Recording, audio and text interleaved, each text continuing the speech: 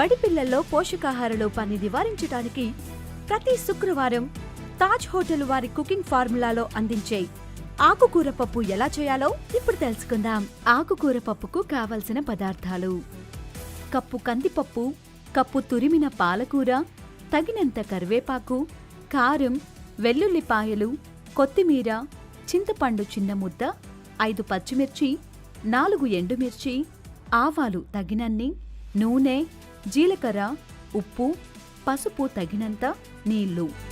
తయారీ విధానం: కడాయి తీసుకొని 5 టేబుల్ స్పూన్లు ఆయిల్ వేసి కాసేపు కాగనివ్వాలి. తర్వాత టీ స్పూన్ ఆవాలు, కొంచెం జీలకర్ర, 4 ఎండుమిర్చీలు, కొన్ని కరివేపాకు రెబ్బలు, 2 పచ్చిమిర్చి, 4-5 ఎల్లిపాయలు వేసి కలుపుకోవాలి. తర్వాత 1 కప్పు తురిమి పెట్టుకున్న పాలకూర వేసి బాగా కలిపి 1 టీ స్పూన్ ఉప్పు, 1/2 టీ స్పూన్ పసుపు వేసి కలుపుకోవాలి. కొద్దిసేపటికి కప్పు ఉడికించిన కందిపప్పు వేసి బాగా కలుపుకోవాలి. కాసేపు మగ్గనిచ్చి 1/2 కప్పు నీళ్లు పోసి ఉడకనివ్వాలి. 2 నిమిషాల తర్వాత 1/2 టేబుల్ స్పూన్ కారం వేసి కలుపుకోవాలి.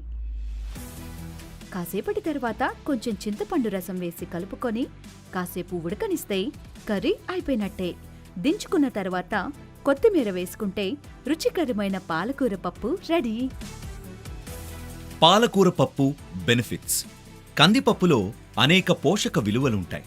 ఇందులో ఉండే protein, fibre, folate, iron, potassium లాంటి మినరల్స్ పిల్లల ఎదుగుదలకు తోడ్పడతాయి. పాలకూరలో ఏ, సి, కే విటమిన్లు ఉంటాయి.